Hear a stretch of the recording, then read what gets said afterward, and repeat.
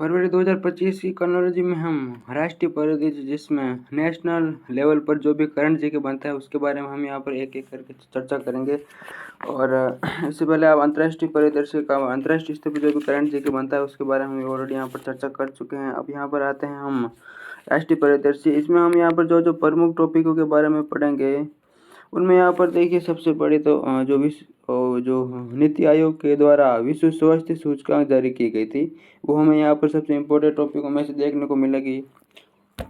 और इसके अलावा जो एक यहाँ पर मुख्यमंत्री के अमीरों की सूची जारी की गई है उसके बारे में यहाँ पर हमें पढ़ने को मिलेगी। और यहाँ पर HSBC Hurun global Indian list जारी हुई है और QS world future skill index जारी की गई है।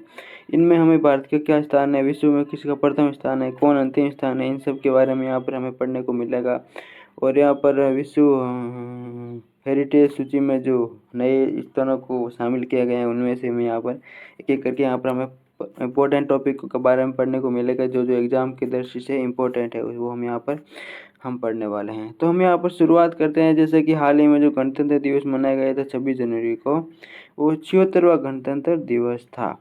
और यहाँ पर बात करते हैं इसमें क्या क्या इम्पोर्टेंट रहा है, क्या क्या चर्चित रहा है।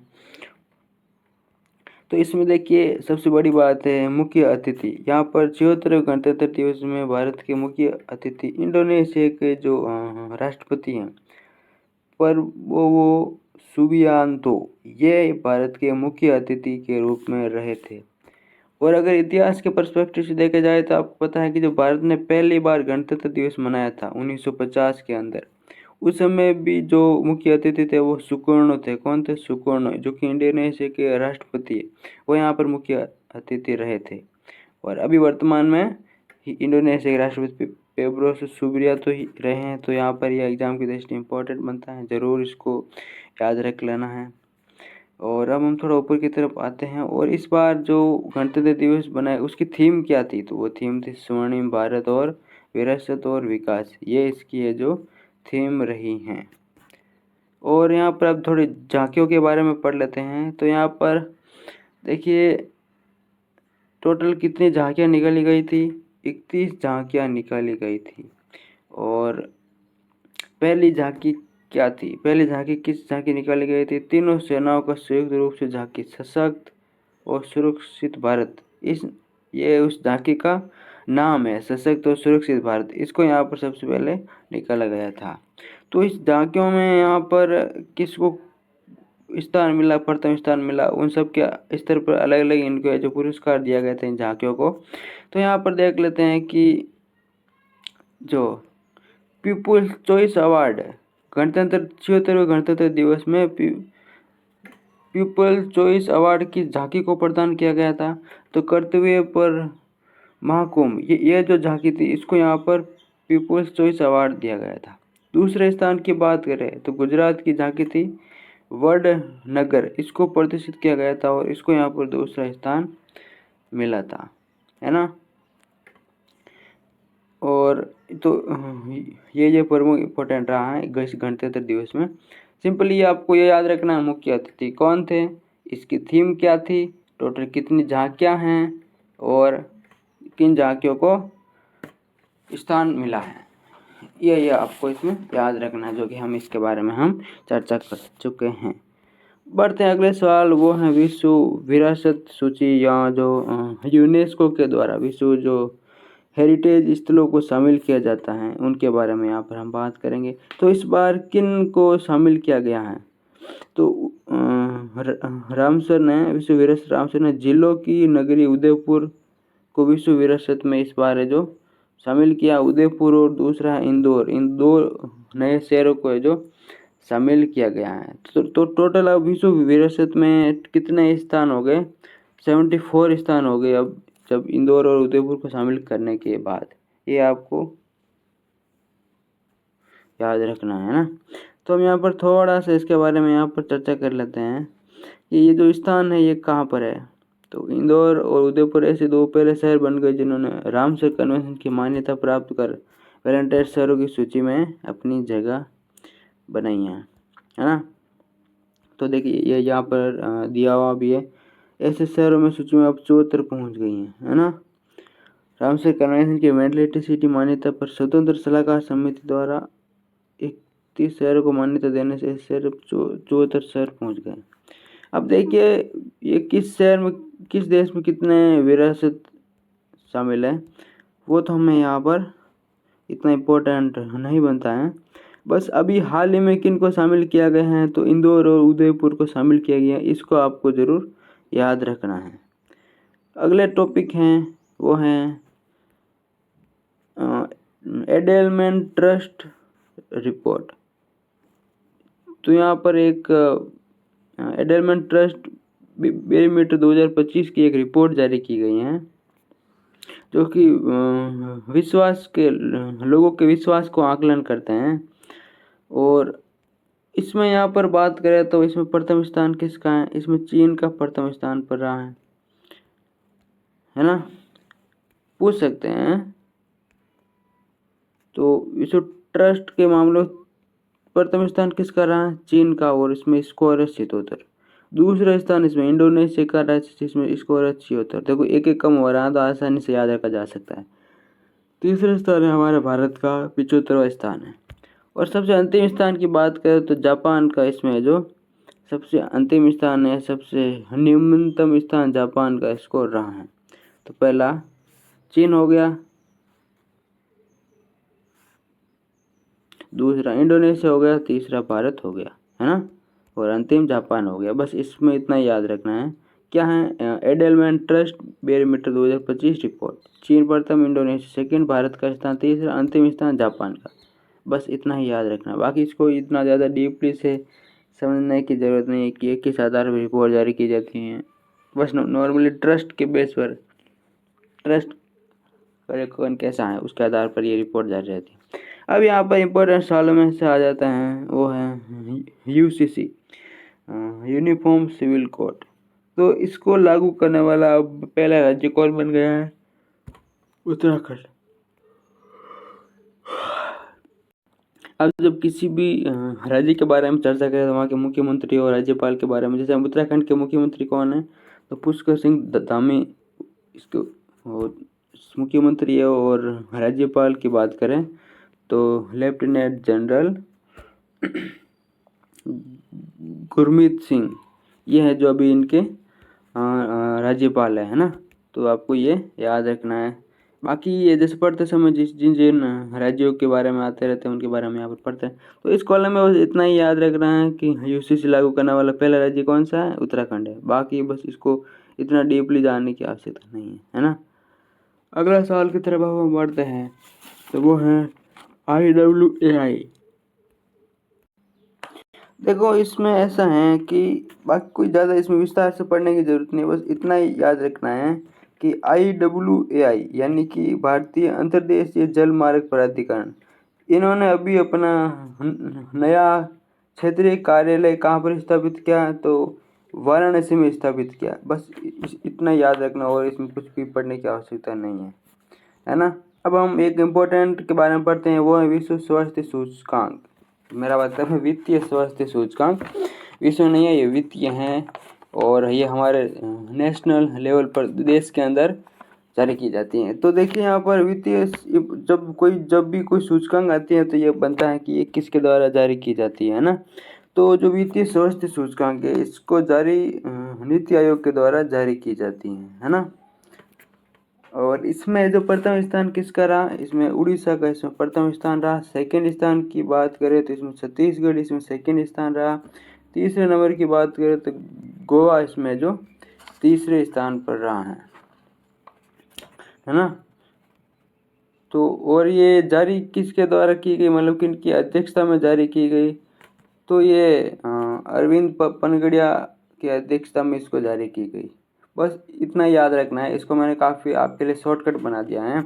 बस क्या याद रखना है, वित्तीय स्वास्थ्य सूचकांक 2025 किस संस्था के द्वारा जारी की जाती हैं, नीति आयोग के द्वारा जारी की जाती हैं। प्रथम स्थान किसका है, उड़ीसा का है। दूसरा स्थान किसका है, छत्तीसगढ़ का दूसरा स्थान है। तीसरा स्थान किसका है, गोवा का तीसरा स्थान है।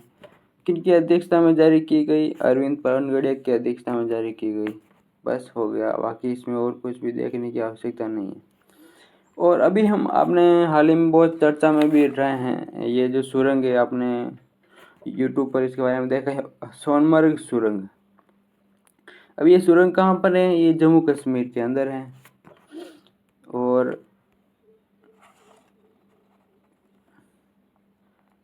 और ये किस राजमार्ग पर है? अगर ज़्यादा डीपली सवाल बनता है तो ये राष्ट्रीय राजमार्ग पर प्रथम, इसके ऊपर यहाँ पर ये है। तो सिंपली ये किसको जोड़ती हैं? तो यहाँ पर ये श्रीनगर को लेह से जोड़ने का काम करेगी। बस सिंपल, ये सोनमर्ग सुरंग कहाँ पर है? जम्मू कश्मीर के अंदर। बस हो गया इतना ही इसमें, है ना। बाकी इसको पूरा विस्तार से इतना देखने की आवश्यकता नहीं है। अब यहाँ पर अगले सवाल देखते हैं, वो है जम्मू कश्मीर के चिनार पेड़ों को जियो टैगिंग द्वारा डिजिटल संरक्षण। बस इसमें याद रखना है कि जम्मू कश्मीर में किस पेड़ों को जियो टैगिंग द्वारा डिजिटल संरक्षण प्रदान किया गया। तो चिनार का जो पेड़ है उसको यहाँ पर डिजिटल संरक्षण प्रदान किया गया। एक तरह से प्रत्येक पेड़ के लिए क्यूआर कोड लगाया जाएगा और उस क्यूआर कोड के तहत उस पेड़ का हमेशा रिकॉर्ड रखा जाएगा और उन पेड़ों को काटा नहीं जाएगा। इस तरह से चिनार पेड़ों को एक तरह से संरक्षण के लिए इसका ऐसा किया गया है ना। तो यहाँ पर ऐसा भी थोड़ा घुमा कर भी पूछ सकता है कि किस राज्य में चिनार पेड़ों का संरक्षण के लिए डिजिटल जियो टैगिंग की शुरुआत की गई। तो जम्मू कश्मीर में शुरुआत की गई, है ना। बस इतना ही इसमें, बाकी वैसा कोई ज़्यादा खास नहीं है। अब पढ़ते हैं, वो हैं IMD विजन 2047 का दस्तावेज जारी। देखिए, अगर इसके बारे में अगर हम पढ़ लेते, थोड़ा हिस्ट्री के बारे में पढ़ लेते, जैसे IMD है क्या, तो वो है इंडिया मेट्रोलॉजिकल डिपार्टमेंट, मतलब बोले तो सरल भाषा में भारत मौसम विज्ञान विभाग है। अब देखिए, जब इसके बारे में पढ़ लेते हैं तो इसमें थोड़ा अगर हिस्ट्री में जाए तो इसकी स्थापना कब हुई थी, तो आपको इसको ज़रूर याद रखना है। इसकी स्थापना 1875 में हुई थी, है ना। और इसका उद्देश्य क्या है?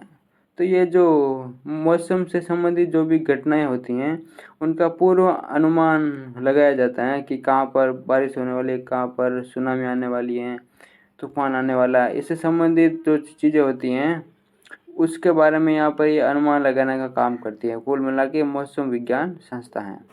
और इस प्रकार इस बार है जो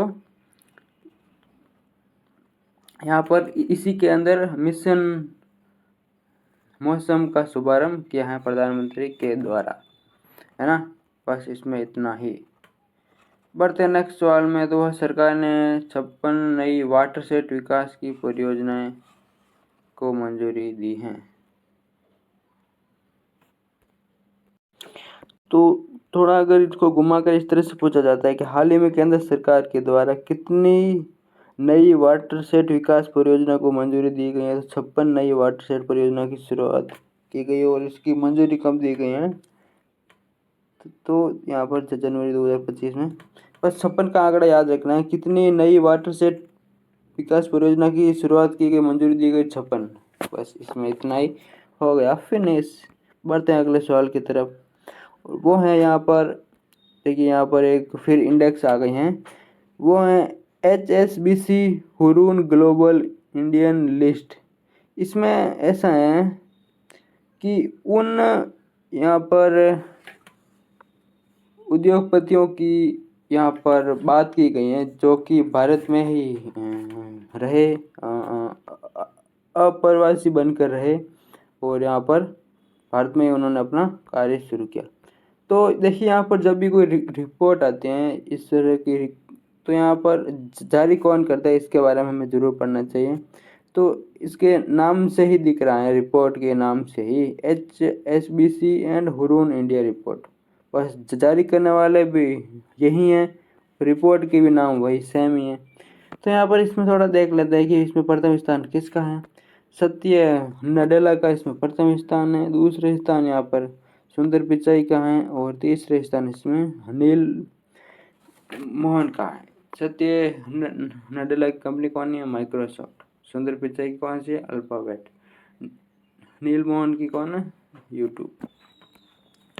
है ना। ये वो टॉप 10 अप्रवासी भारतीय हैं, है ना, अप्रवासी, है ना। तो इन तीनों को आपको नाम याद रखना है कि प्रथम में कौन है, सत्य है, नडेला है। दूसरे में कौन है, सुंदर पिचाई है। तीसरे में कौन है, नील मोहन, इसमें है जो तीसरे स्थान पर है ना। बाकी जारी करने वाला इसी के नाम में दिख जाता है ना। तो इस टॉपिक में अब हम पढ़ते हैं अगले, तो इनकी संपत्ति के बारे में भी यहाँ पढ़ गया हुआ है। तो अब वो है एक नई रिपोर्ट आई है हमारे सामने, वो है QS world future skill report. नाम से ही पता चल रहा है स्किल के बारे में, किन देशों में कितना स्किल है युवाओं के पास फ्यूचर को लेकर, उसके बेस पर ये रिपोर्ट जारी की जाती है। तो QS वर्ल्ड फ्यूचर स्किल, सबसे पहले तो बात कर ले जारी किसके द्वारा, तो QS के द्वारा ही जारी की जाती है। बहुत आसान हो जाते हैं याद करना, जब रिपोर्ट का नाम भी वही हो जो उसको जारी करने वाले संस्था का नाम हो, तो QS से QS आसानी से याद हो जाता है। तो यहाँ पर इसमें प्रथम स्थान किसका है, तो इसमें अमेरिका का प्रथम स्थान है स्किल में। दूसरा किसकी बात करें तो दूसरा स्थान है यहाँ पर UK का दूसरा स्थान है। तीसरे स्थान की बात करें तो जर्मनी का तीसरे स्थान है। ये टॉप 3 देश रहे हैं। अब भारत में इसकी बात करें, भारत का इसमें जो 25वां स्थान रहा है। QS रिपोर्ट 2025 में भारत का स्थान क्या है, तो सीधा आंसर होगा भारत का स्थान इसमें जो 25वां स्थान है ना। बस इतना ही इसमें। अभी यहाँ पर देखिए रेलवे की तैयारी करने वालों के लिए भी ये सबसे इम्पोर्टेंट टॉपिक में से, जैसे कि आप जानते हैं हम रेलवे में 17 जोन है और पहले 68 डिवीजन थे। देखिए जोन होता है और उस जोन के अंदर उस जोन को अलग अलग डिवीजनों में बांटा जाता है ना। तो जोन 17 जोन है और पहले 68 डिवीजन हुआ करते थे। अब टोटल कितने डिवीजन हो गए, 69 डिवीजन हो गए। और 69वां डिवीजन किसको बनाया गया है, तो यहाँ पर जम्मू रेलवे को 69वां डिवीजन बनाया गया है। तो हाल ही में तो जो रेलवे की तैयारी करने वाले उनके लिए सबसे इम्पोर्टेंट टॉपिकों में से एक है कि हाल ही में रेलवे का 69वां नया डिवीजन कौन सा बना है, तो जम्मू रेलवे है जो यहाँ पर नया डिवीज़न बना है। बस इसमें इतना ही। अब यहाँ पर देखिए एक रिपोर्ट है ADR रिपोर्ट, देख रहे हैं ना आप। अब ये रिपोर्ट क्या कहती है कि इस देश के सभी अमीर मुख्यमंत्रियों के बारे में यहाँ पर इसमें चर्चा की गई है कि भाई देश के अंदर जितने मुख्यमंत्री उसमें किस मुख्यमंत्री के पास कितनी संपत्ति है, उसके लिए ये रिपोर्ट जारी की गई है। रिपोर्ट का नाम क्या है, ADR रिपोर्ट। तो अब इस रिपोर्ट में जारी की है, तो इसमें यहाँ पर सबसे ज़्यादा अमीर मुख्यमंत्री कौन है, तो जो आंध्र प्रदेश के मुख्यमंत्री है चंद्रबाबू नायडू। पार्टी की बात करें तो तेलुगु देशम इनकी पार्टी है ना। तो ये सबसे अमीर मुख्यमंत्री है चंद्रबाबू नायडू और इनकी संपत्ति 931 करोड़ है।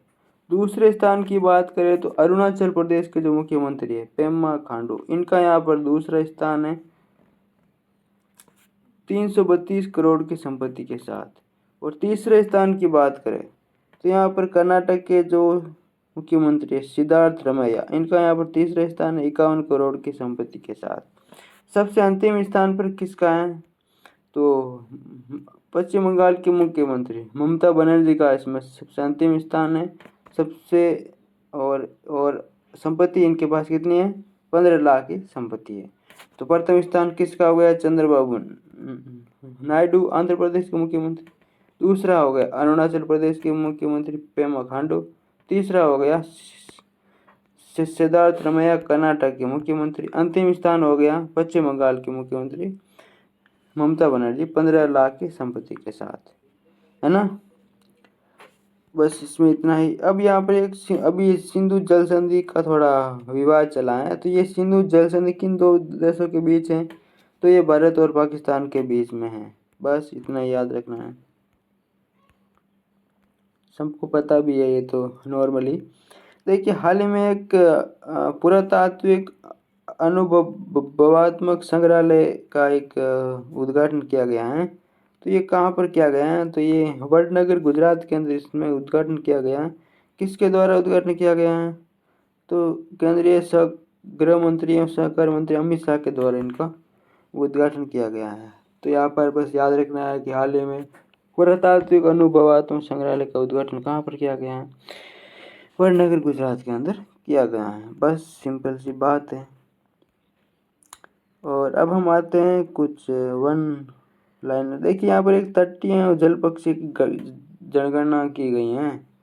वो समुद्री जो गुजरात के जामनगर में की गई है। तो इसको इतना कुछ खास है नहीं इसमें, पर इतना याद रखना है कि तटीय और जल पक्षी की जनगणना कहाँ पर की गई है? जामनगर में स्थित समुद्री राष्ट्रीय उद्यान समुद्री अभ्यारण्य को आयोजित की गई। बस कुछ खास नहीं इसमें।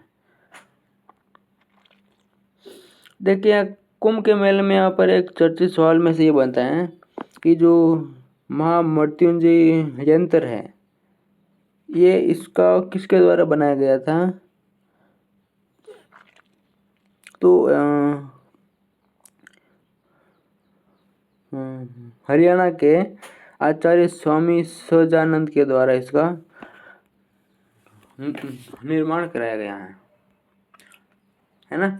और अब एक अच्छा सवाल बनता है करंट जीके के बेस पर, वो है भारत का पहला ग्लास ब्रिज कहाँ पर बना है? इसका उद्घाटन कहाँ पर किया गया है?